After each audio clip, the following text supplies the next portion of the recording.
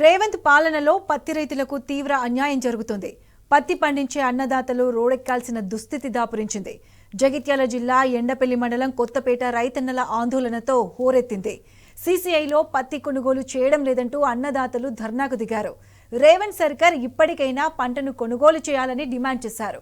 ప్రభుత్వం వెంటనే స్పందించకపోతే ఆందోళనను మరింత ఉధృతం చేస్తామని హెచ్చరించారు రైతన్నలు.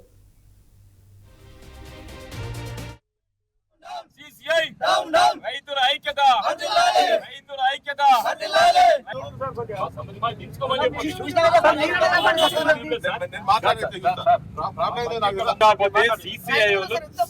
రైతు దగ్గర జోకొని పట్టి పెట్టించి దించుకోమని వారం రోజుల తర్వాత రమ్మంటే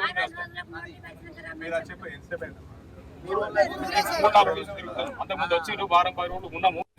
అధికారుల దృష్టి కూడా ఇక్కడ ఎవరైనా ఏమన్నా కానీ డిపార్ట్మెంట్ దృష్టి ఎవరైనా సీసీఐ ఉంటుందని చెప్పనగానే సోమవారం నాడు తీసుకురాలని చెప్పి ఇంతకుముందు తీసుకొచ్చిన తర్వాత సీసీఐ బంద్ అయింది, మీరు తీసుకుపోండి అని చెప్పి కుంటలేమన్న తర్వాత బాపా తీసుకుపోయినాం. మళ్ళీ తీసుకుపోయి సోమవారం నుంచి మళ్ళీ స్టార్ట్ అయిందంటే నిన్న ఆదివారం నాడు సాయంత్రం తీసుకొని వచ్చినాం. ఆదివారము సోమవారం నాడు కొంటలేమని చెప్పని సాయంత్రం చూసినాం, కొనలేదు. రేపు అన్న తర్వాత ఇవాళ కూడా కొనము, సర్వర్ డౌన్ అయింది, సర్వర్ ఓపెన్ అయితే లేదు, మీరు తీసుకుపోరు, లేకుంటే ప్రైవేటు వాళ్ళకు అమ్ముకోండి అని చెప్పని వాళ్ళు నిర్లక్ష్యంగా అధికారులు సమాధానం చెప్తున్నారు.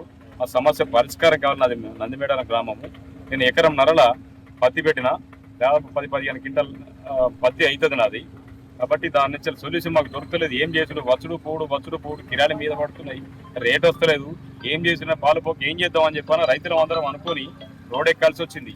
మాకు కావాల్సింది సీసీఐ వాళ్ళు మా పత్తిని కొనాల.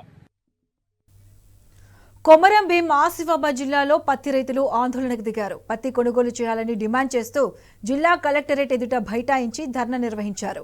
జిన్నింగ్ మిల్లులో పత్తి నిల్వ పేరుతో గత 4 రోజుల నుంచి తమ పత్తి కొనుగోలు చేయకుండా ఇబ్బంది పెడుతున్నారని వాపోయారు. అష్ట కష్టాలు పడుతున్న సీసీఐ పత్తి కొనుగోలు చేసే విషయంలో పట్టనట్లు వ్యవహరిస్తున్నారని ఆగ్రహం వ్యక్తం చేశారు. కలెక్టర్ స్పందించి పత్తి కొనుగోలు చేసే విధంగా చర్యలు చేపట్టాలని కోరారు.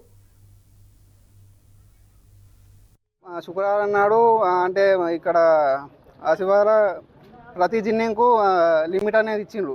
ఒక జిన్నింగ్కు 1000 క్వింటాలు, ఒక జిన్నింగ్కు 1500 క్వింటాలు అని లిమిట్ ఇచ్చిన వాళ్ళే ఆ రోజు నా బండి ఖాళీ కాలేదు.